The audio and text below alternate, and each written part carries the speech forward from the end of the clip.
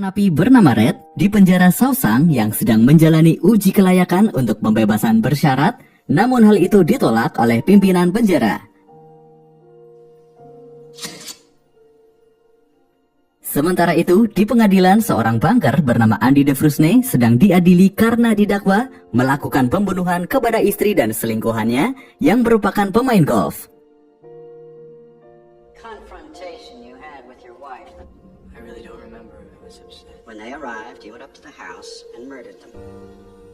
Andy tentu melakukan pembelaan, namun tidak dapat membebaskan dari hukuman karena malam sebelum pembunuhan itu terjadi, Andy menguntit istrinya yang sedang selingkuh. Sehingga Andy-lah yang patut diduga sebagai terdakwa pembunuhan, padahal dia tak melakukan hal itu. Akhirnya Andy divonis 2 kali hukuman seumur hidup dan dijebloskan ke penjara Sausang, salah satu penjara yang paling mengerikan.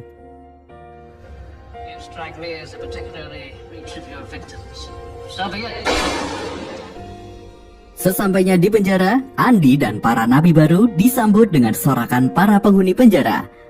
Para penghuni penjara bertaruh siapa di antara napi baru yang akan menangis, dan Red memilih Andy yang akan menangis pada malam pertama. Hal itu karena perbedaan yang sangat jauh antara di dalam dan di luar penjara.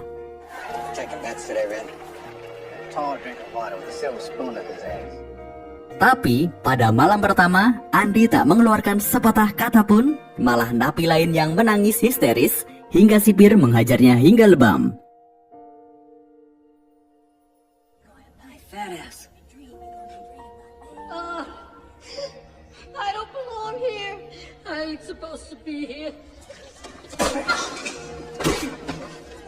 Keesokan harinya, Andy beraktivitas seperti biasa, tak ada ketakutan atau grogi sama sekali. Setelah beberapa lama, Andy menemui Red, napi senior di penjara tersebut, yang terkenal bisa menyelundupkan barang ke penjara. Andy meminta bantuan kepada Red untuk membawakan sebuah palu kecil dan beberapa jenis batu. Pada awalnya, Red menolak permintaan Andy karena palu adalah salah satu benda yang berbahaya. Andy mengatakan jika dahulu sebelum dia menjadi seorang banker, dia adalah seorang tukang batu dan dia suka memahat batu, sehingga akhirnya Red menyanggupi permintaan Andy dengan menambahkan imbalan atau jasa. Red tadinya beranggapan jika Andy akan menjebol dinding penjara dengan palu tersebut. Red mengatakan jika benar, Andy akan butuh waktu 600 tahun untuk menjebol dinding penjara yang sangat tebal itu.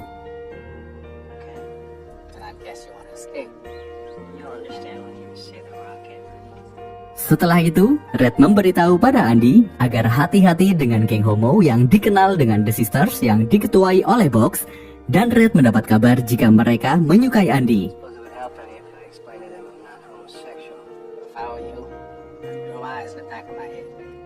Dan apa yang dikhawatirkan oleh Red pun terjadi. Andy seringkali mendapat perlakuan yang tidak senonoh dari geng homo tersebut, terkadang mau melawan, kadang juga tidak. Tak jarang juga Andy memperlihatkan luka lebam yang masih segar, namun Andy tak melaporkan pada siapapun. Beberapa lama kemudian, barang pesanan Andy pun sampai. Red menitipkan palu tersebut pada Broxy, petugas perpustakaan yang sedang keliling untuk meminjamkan buku pada para napi.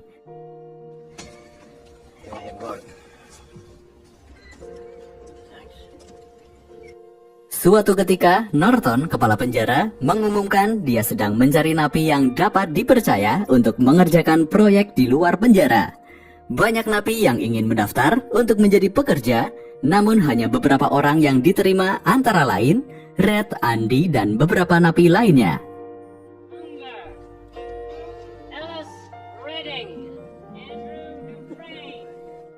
Saat Andy dan kawan-kawan sedang memperbaiki atap, Andy mendengar keluh kesah komandan sipir yang bernama Hadley yang sedang mengeluh karena warisannya terkena potongan pajak yang lumayan besar. Tanpa diduga, Andy berani menawarkan diri untuk membantu menguruskan hartanya agar tidak kena pajak pada komandan sipir yang kejam itu. Alhasil, Andy akan dihajar oleh Hadley, namun Andy berhasil meyakinkan Hadley jika dia adalah banker profesional, sehingga dia sangat paham untuk urusan finansial dan pajak. Andy hanya minta imbalan beberapa botol bir untuk teman-temannya.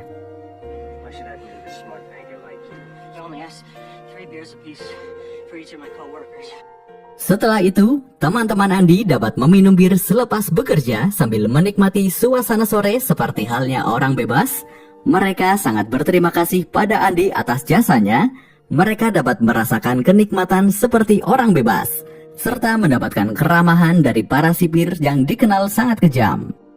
Selepas bekerja di luar penjara, Andi kembali ditangkap oleh gerombolan homo. Box meminta Andi menelan apapun yang dia perintahkan. Namun Andi menolaknya dan bersumpah jika apapun yang masuk dalam mulutnya akan dia gigit. Box yang marah lalu menghajar Andi hingga babak belur, dan akibat hal itu, Andi harus dirawat di rumah sakit selama 1 minggu. Sedangkan Box dihukum di sel pengasingan selama 1 minggu.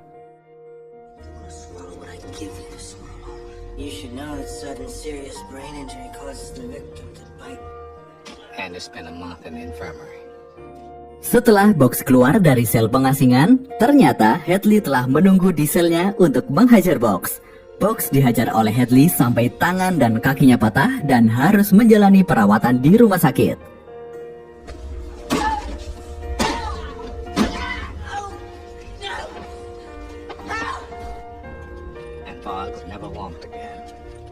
Sementara itu, teman-teman Andi yang merasa berhutang budi pada Andi mengumpulkan batu untuk Andi Bahat menjadi pion catur.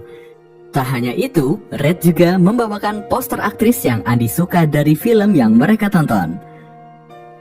Sepulang dari rumah sakit, Andi mendapati sudah ada batu yang siap untuk dia pahat dan juga poster aktris idolanya. Lalu ketika Andi sedang mengukir namanya di dinding penjara, tiba-tiba ada bongkahan semen yang terbawa, sehingga Andi memahami jika tembok penjara yang cukup rapuh. Lalu Andi menutupi pahatan dinding itu dengan poster aktris idolanya.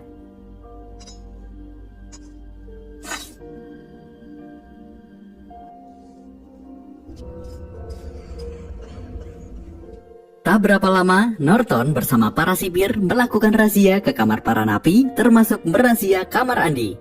Namun tak ada benda yang mencurigakan, hanya ada foto aktris idola Andi yang terpasang di dinding.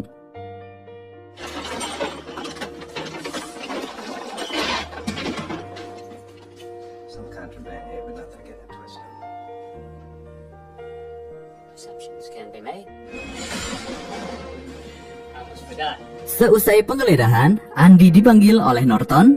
Kini dia dipindahkan menjadi asisten pustakawan di perpustakaan penjara. Sebelumnya, Andi bekerja di bagian laundry penjara. Di perpustakaan, Andi bertemu dengan kakek tua yang bernama Broxy yang sudah menghuni penjara sejak 1905 dan menjadi pustakawan sejak tahun 1947. Tak lama kemudian, datang seorang sipir bernama Dekin yang meminta Andi untuk melakukan perencanaan keuangan terhadap dirinya agar kelak dia dapat memuliakan anaknya.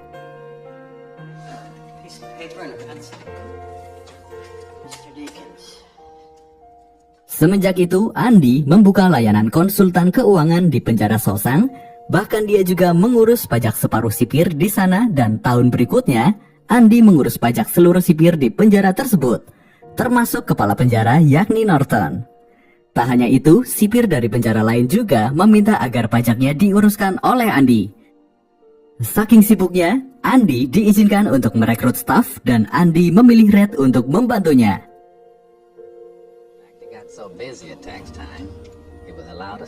Selain itu, melihat kondisi perpustakaan yang kurang layak, akhirnya Andi meminta izin kepada Norton agar diizinkan untuk mengirimkan surat pada senator setiap minggu yang berisi permintaan bantuan buku untuk perpustakaan penjara. Namun berkali-kali surat yang dikirimkan Norton tak kunjung mendapatkan balasan dari senator, tapi Andi tak putus asa. Pada tahun 1954, Broxy mendapatkan pembebasan bersyarat setelah hampir 50 tahun menghuni penjara tersebut. Dia tiba-tiba membuat onar dengan menyandera salah seorang temannya karena temannya memberikan salam perpisahan untuknya. Berkat Andi yang menenangkan Broxy, akhirnya dia mau melepaskan teman yang dia sandera itu.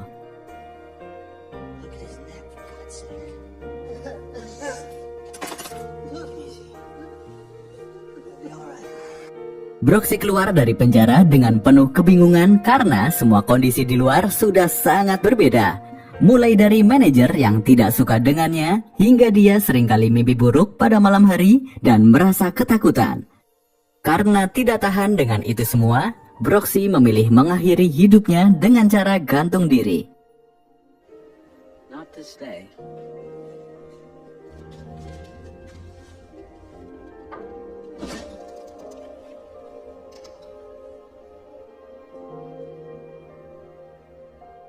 Berita kematian Broxy sampai pada Andy dan kawan-kawan dan membuat mereka sedih.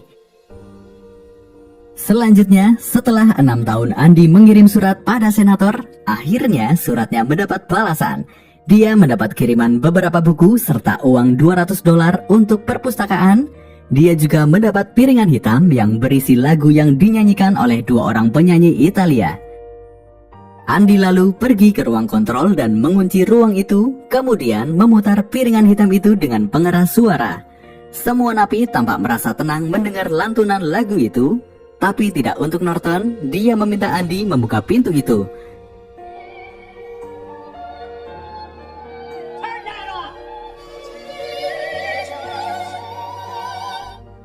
Akibat ulahnya itu, Andy akhirnya dikurung di sel pengasingan selama 2 minggu. Selepas keluar dari sel pengasingan, Andy dijuluki maestro oleh teman-temannya. Andy mengatakan jika dia dengan santai menjalani hukuman itu karena dia ditemani oleh harapan. Namun hal itu dibantah oleh Red. Red menganggap jika harapan adalah suatu hal yang berbahaya di tempat seperti ini. Kemudian setelah 30 tahun Red menjalani masa hukuman, dia kembali mendapatkan uji kelayakan untuk mendapatkan pembebasan bersyarat. Namun dia tak begitu serius mengikuti uji kelayakan tersebut hingga akhirnya dia kembali ditolak untuk mendapatkan pembebasan bersyarat.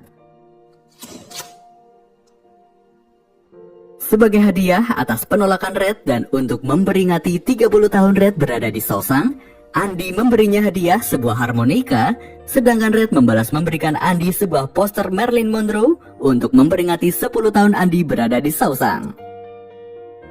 Dan 4 tahun kemudian, akhirnya komite menganggarkan $500 per tahun untuk biaya renovasi perpustakaan. Dengan anggaran itu, akhirnya Andy dapat merenovasi perpustakaan dan menjadi perpustakaan penjara terbaik di wilayah New England. Selain itu, nama Broxy juga dijadikan nama perpustakaan tersebut untuk menghormati dan mengabadikan Broxy.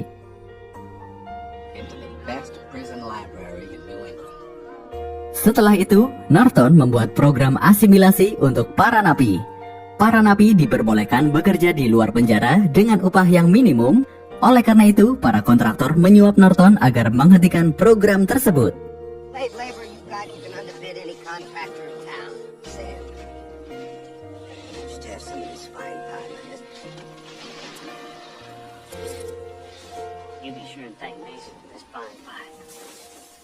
Banyaknya uang suap yang diterima Norton membuatnya menggunakan jasa Andy untuk mencuci uang tersebut dan menginvestasikannya di berbagai bidang seperti saham. Agar tidak ketahuan, Andy membuat sosok imajiner yang bernama Randall Stephen. Sehingga jika ada pihak FBI atau IRS yang menyidik rekening tersebut, maka pihak berwajib hanya akan mengejar sosok imajiner tersebut. Mendengar hal itu, Red hanya bisa terkagum-kagum dengan kejeniusan Andy.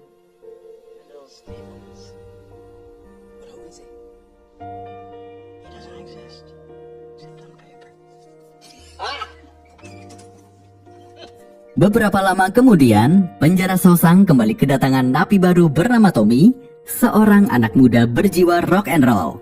Dia masuk penjara karena mencuri televisi di sebuah rumah dan karena itu dia dijatuhi hukuman selama 2 tahun penjara. Tommy juga mengatakan jika dia telah terbiasa keluar masuk penjara sejak umur 13 tahun. Andy menyarankan agar Tommy untuk mencari pekerjaan lain selain mencuri bila telah bebas nanti.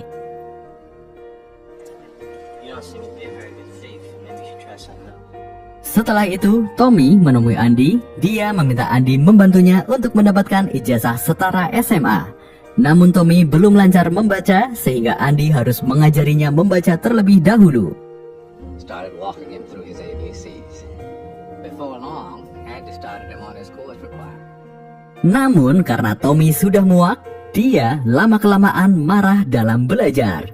Meskipun demikian, Andy tetap sabar dalam mengajari Tommy. Tak hanya itu, Andy juga mengirimkan kertas hasil ujian Tommy ke Dewan Pendidikan. Tommy yang merasa bersalah kemudian menemui Andy. Dia juga menanyakan mengapa Andy sampai masuk ke penjara Sausang. Setelah tahu jika Andy masuk penjara karena didakwa membunuh istri dan selingkuhannya yang merupakan pemain golf, Tommy pun kaget. Dia lalu teringat pengalamannya 4 tahun lalu. Dia pernah dipenjara dan digurung satu sel dengan napi gila bernama Elmo. Napi itu menceritakan pada Tommy jika dia pernah merampok pemain golf dan dia membunuhnya bersama selingkuhannya yang merupakan istri banggar. Tapi polisi malah memenjarakan suaminya. I said, I'm gonna say, yeah, Elmo, who'd you kill? Him and this tasty bitch he was with. Berbekal informasi dari Tommy, Andy mengatakan itu pada Norton, namun Norton tak mengizinkan Andy untuk banding. Selain itu, Andy malah dijebloskan ke sel pengasingan selama sebulan akibat dia mengungkit pencucian uang Norton selama ini. Beberapa lama kemudian, Tommy mendapat surat dari Dewan Pendidikan yang menyatakan Tommy berhasil lulus ujian setara SMA dengan nilai rata-rata C+. Berita itu disampaikan pada Andy oleh seorang sipir. Kid passed. C+ average. Pada suatu malam, Norton memanggil Tommy di luar tembok penjara. Dia mengorek informasi terkait kejadian pembunuhan yang didakwakan pada Andy. Tommy berani bersumpah jika apa yang dia katakan benar adanya. Elmo telah mengatakan jika Elmo lah yang membunuh istri Andy serta selingkuhannya.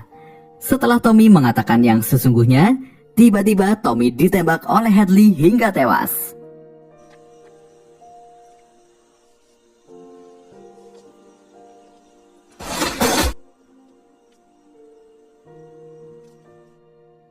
Setelah itu, Norton menemui Andy di sel pengasingan. Dia mengatakan jika Tommy mencoba kabur dari penjara sehingga sipir terpaksa ditembak dan tewas. Andy pun mengatakan jika dia ingin berhenti mencuci uang Norton. Tapi Norton tak menghendaki hal itu. Dia mengancam Andy jika dia berhenti bekerja padanya, maka dia akan menghancurkan perpustakaan penjara. Tak hanya itu, dia juga akan mengirim Andy ke penjara yang penuh dengan napi homo.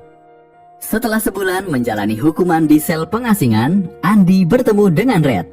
Andy mengatakan jika dia masih mencintai istrinya dan dia merasa bertanggung jawab atas kematian istrinya itu meski dia bukanlah pelakunya. Dan waktu 20 tahun di penjara menurutnya sudah cukup untuk menebus itu semua. Pada kesempatan itu juga, Andy menceritakan harapannya ketika dia telah bebas nanti. Dia mengatakan jika dia ingin pergi ke Zihuatanejo di kawasan pantai Pasifik di daerah Meksiko. Andy mengungkapkan selepas bebas nanti, dia ingin menetap di sana dan membuka hotel kecil di pinggir pantai.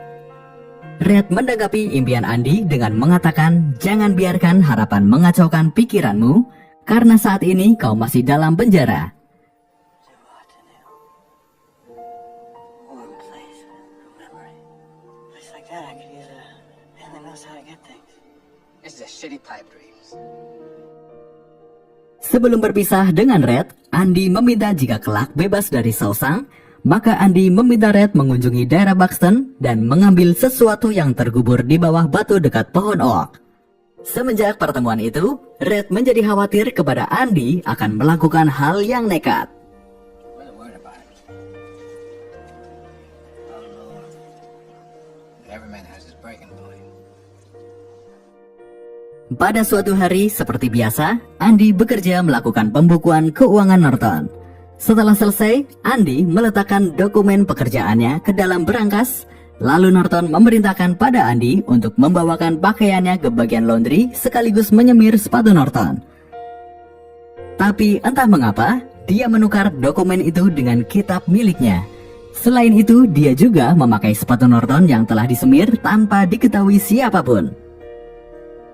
Pada malam itu, sahabat Andy, yakni Norton, gelisah karena memikirkan Andy hingga pagi hari tiba. Andy tak muncul dari selnya untuk menjalani presensi pagi. Sipir yang marah langsung menghampiri Andy ke selnya. Namun, betapa terkejutnya mereka karena mendapati Andy telah tidak ada di dalam selnya. Yang lebih mencurigakan lagi adalah tak ada tanda orang melarikan diri karena tak ada bagian sel pun yang terlihat rusak. Oh my holy God. Norton yang marah melemparkan batu hasil pahatan Andy ke segala arah. Hingga saat mengenai poster idola Andy, batu tersebut tembus dan setelah dibuka ternyata ada lubang yang cukup besar. Ternyata selama ini Andy telah berusaha menjebol penjara pada malam hari dan membuang materialnya sedikit demi sedikit ke halaman penjara.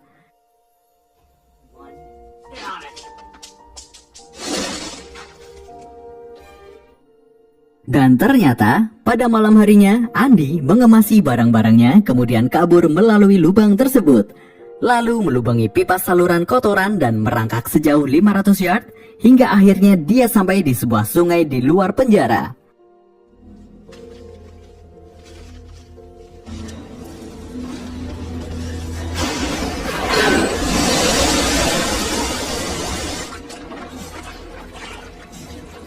Just shy of half a mile.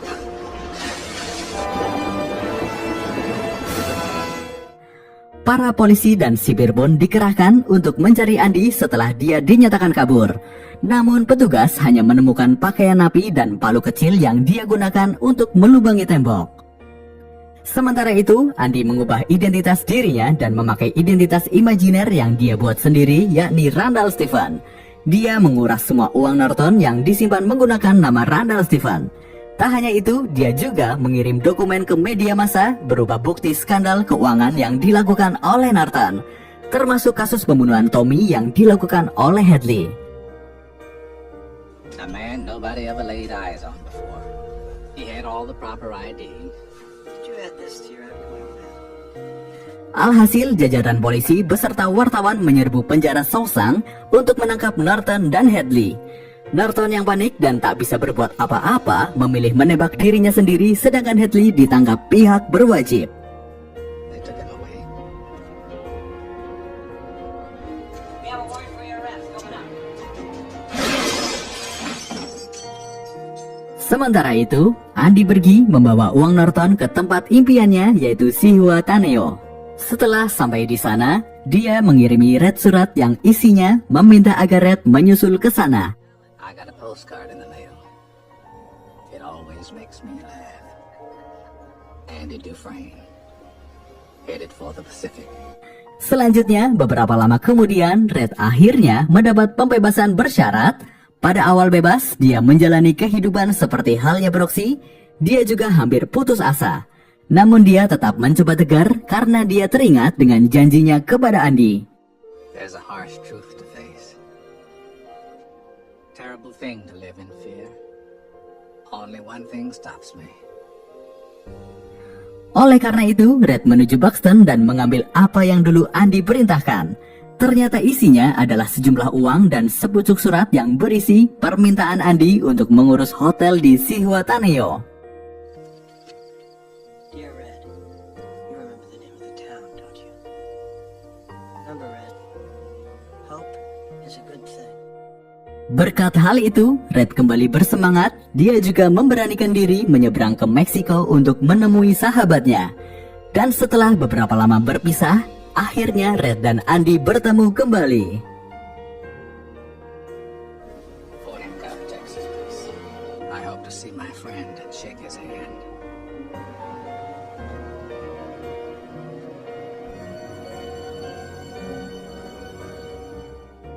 Seperti itulah kisah seorang napi jenius yang membuka layanan jasa finansial dan melakukan pencucian uang di dalam penjara.